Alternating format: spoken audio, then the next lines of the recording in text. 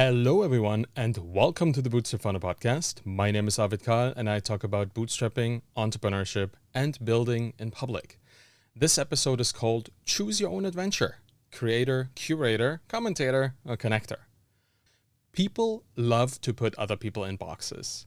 Metaphorically, of course. We do love our categories and classifications. On social media, we can leverage one of four major roles. We can be creators, curators, commentators, and connectors. Focusing on one of these will provide a clear path towards building an equally focused audience. So let's dive into the opportunities and the risks of making these choices and sticking with them, and how many roles one person can realistically fulfill. We'll talk about that too. We're creatures of category.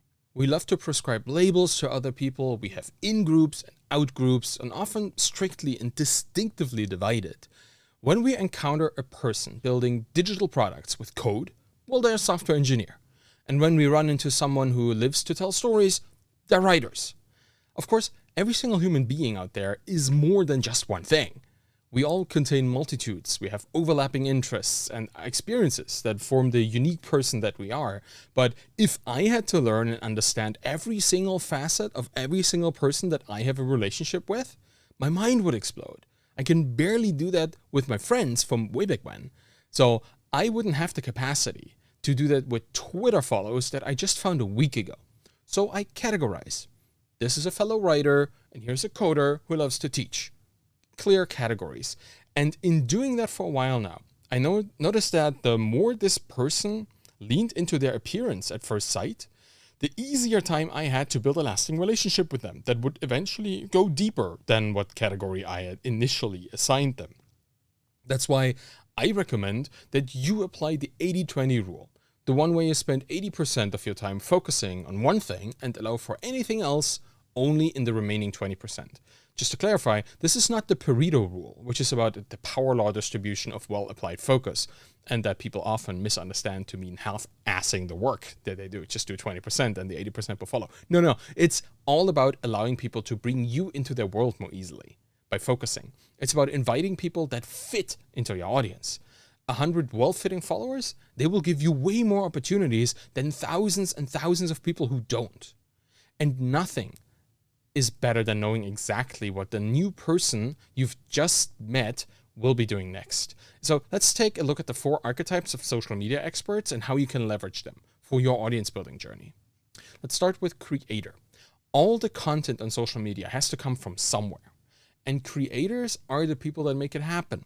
They write blog posts, they record podcasts, and they craft highly polished video content that instructs, informs, and entertains. Creators are like plants. They produce the digital oxygen that everyone else breathes. They are educators, they're guiding novices in their respective fields along their journeys, and if you enjoy sharing your knowledge with those willing to learn from you, being a creator is a wonderful choice. As a creator, you'll attract those who seek novelty, refreshing insights, and reassuring anecdotes. And you'll have to be living an interesting life for others to find you interesting. That is a prerequisite to being a creator. You have a lot of options when it comes to the type of content that will signify to people that you are a creator. So let's just talk about a couple. You can write articles. Having a blog is a great idea because it allows you to create both search engine retrievable long tail content and really cool things to share. You can also record a solo podcast where you share your knowledge episodically. It's great for people to tune in. You can create videos. You can shoot short or bite-sized videos explaining one concept or just go for the more in-depth, longer version. Whatever you do, when you combine your human presence as a person, sharing an idea on camera with the additional effects of the video medium in particular, the B-roll, the overlays, animations, you'll have an amazingly shareable piece of content. And it doesn't have to be moving to be appealing. You can also visualize an idea by sketching it out. You can illustrate complicated concepts with simple shapes and relationships. Just allow people that you create for to understand things better. And all of these kinds of content create a permanent record. They are evidence of your ambition and, when done consistently, make you irresistible as a reliable source of new and exciting things to learn. Creators are teachers. And creators can improve their work by exploring new media. If you love writing, consider narrating your articles into a microphone. Boom, you've just started a podcast. It's very easy. Each medium brings new opportunities to teach, and you can leverage them. And let's talk about the risks. Creators risk sabotaging their work by never hitting that publish button.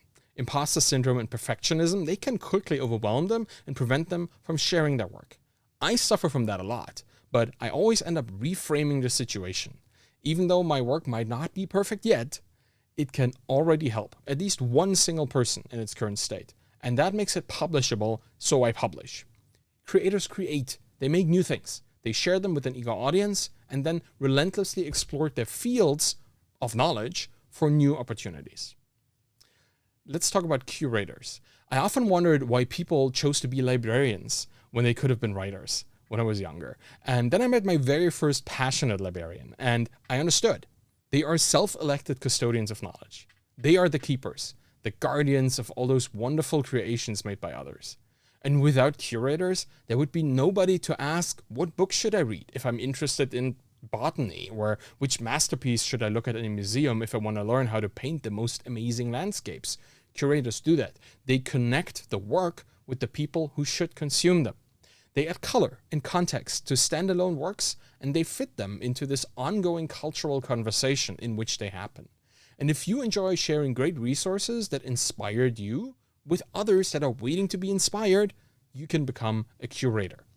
And if you pick this path, people will learn to expect great curation from you. After all, you're a curator. So here are a few ways of providing that with your growing audience. First, find the most outstanding creations in your field and just bring them together in an organized fashion. This can be a list, an exhibition, a lesson, a catalog, any kind of shape will do. The added value of this is how you discerned what made it into the list and what didn't. How you organize it will allow your followers to understand content in the context of its environment. It adds color. Others provide that content, you provide perspective. Summaries and reviews are also really appreciated. With people having short attention spans, having someone ingest and pre-digest content into some sort of brief and cursory summary, now that will make you extremely attractive to your audience. You just save them hours of their time. They might still consume the content, of course, but now they know if it's worth it or not. And if you have seen a lot and been through a few things, you have a feeling for the whole market that you operate in. You can curate key players, up-and-comers, and historical movements. You can be a historian of your market. And if you love spreadsheets and nerding out over data, this will attract all kinds of people. Makers, investors, advertisers, many more. It's going to be very helpful. And with that experience also comes good judgment. You can offer up suggestions in the shape of alternatives to standard solutions or recommendations for people who are just starting out, etc., which will make you the go-to expert for beginner knowledge. Now, curators can improve their work by staying in touch with new creators. It's always valuable to your audience if you introduce them to new and unique voices in the field. Your curations will also benefit from being the best they can be if you keep them up to date. And curators, on the flip side, sabotage their work by omission. If you only play your old favorites and ignore better and more impactful works, your curated lists become stale and untrustworthy. Curators curate. They sort, they rank, they organize the content out there for everybody else to consume. Now, if creators make new things and curators put them into context, commentators are tasked with recontextualizing things as much as possible. Curators want to showcase the best and the most useful things out there. Commentators take a piece of content, disentangle it from its existing context, and then offer a new perspective on it. It is different than curation. The best commentators combine insight and anecdote. They can polarize without radicalizing, and they skillfully shine many lights of different colors onto a thing or a topic. Commentators invite conversation, deconstruction, and re-evaluation. And recontextualizing things can be surprisingly easy. You can add color commentary. Let's say you read an article about pricing for SaaS businesses and it reminded you of something that you went through in your own business journey. Talk about it. Add your anecdote to the piece by framing it through that lens. Comment on how your experience was different or how you came to similar conclusions and what those differences or similarities are. Also, sharing news and industry developments are a great way of commenting on more significant themes. This is a kind of micro-curation with a distinct focus on figuring out the underlying intention behind the original content. Press releases are dissected and to reveal what's actually happening for the business. That's where commentary comes in. And people love reviews.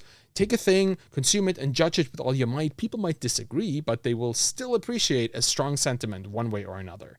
One of the benefits of reviews when it comes to books and other info products is that there are usually thousands of them, exciting things to choose from, which you can effectually serialize once every week. Finally, you can also share prognoses. Becoming an oracle in your space is alluring because people will follow you for hot takes and for reasonable extrapolations alike. If your insights are good, they will resonate and inspire those who look for additional context and recontextualization. Commentators often run the risk of turning into bitter naysayers, though, and because it's easy to criticize without providing any substantial alternative suggestions, it's easy to quickly tear down what others have built up painstakingly, so resist the temptation to find your purpose in becoming a destroyer. That will effectively sabotage your own journey, and it leads to nothing but negativity in the end. So reframe, but do it in a positive light as well.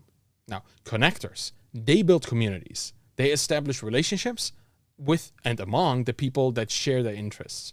Some people are just born cheerleaders. They have an easy time putting aside their ego and letting others shine.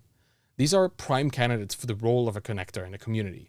If you enjoy empowering people to help themselves and help others, consider making this your mission over anything else.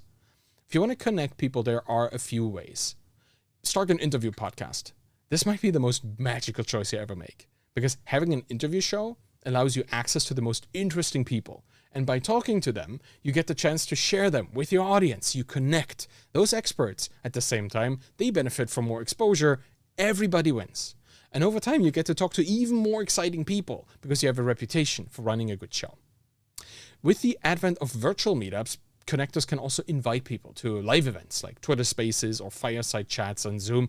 People trust their community leaders and their contributors. So if you, as a connector, suggest joining an ongoing conversation because you've been part of great conversations before, people will follow. Another essential task of a connector is to maintain community hygiene. When there's drama, calm people down.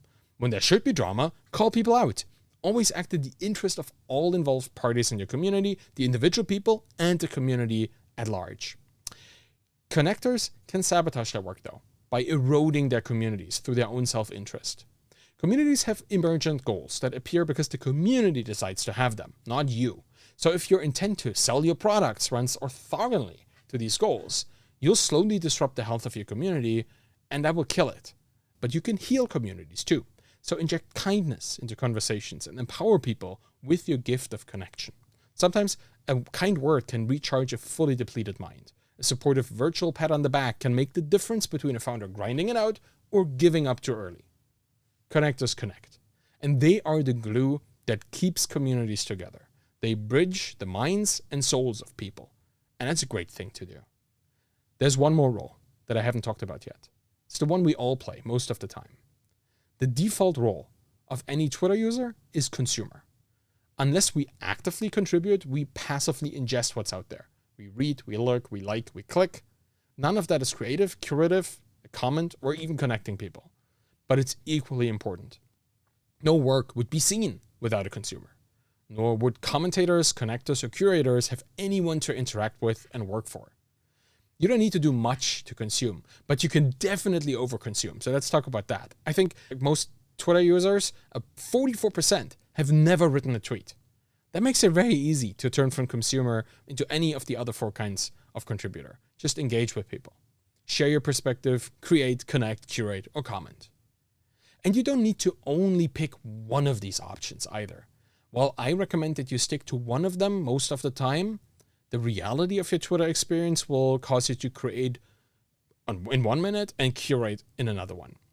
Don't lock yourself in, but focus on what you want to be perceived as. The clearer you project your favorite role to your audience, the easier it will be for your would-be follower to see the value of allowing you to build a relationship with them. Personally, I consider myself a creator first and a connector second. I think it's like a 60-20, 10-10 split between creation, connection, and curation. and commentary, you'll have to find your own balance there. And it's also okay to change that over time. But when you're starting out, focusing on one role will kickstart your growth the easiest, because it's really supposed to be enjoyable and effective. So focus makes a lot of difference. And that's it for today. Thank you so much for listening to the Bootstrap Founder podcast. You can find me on Twitter at ArvidKahl, ARVIDKAHL. You'll find my books, Zero to Sold and The Embedded Entrepreneur, and my Twitter course, find your following there as well. If you want to support me and the Bootstrap Founder podcast, please leave a rating and a review by going to ratethispodcast.com/founder. Thank you so much for listening today and have a wonderful day. Bye-bye.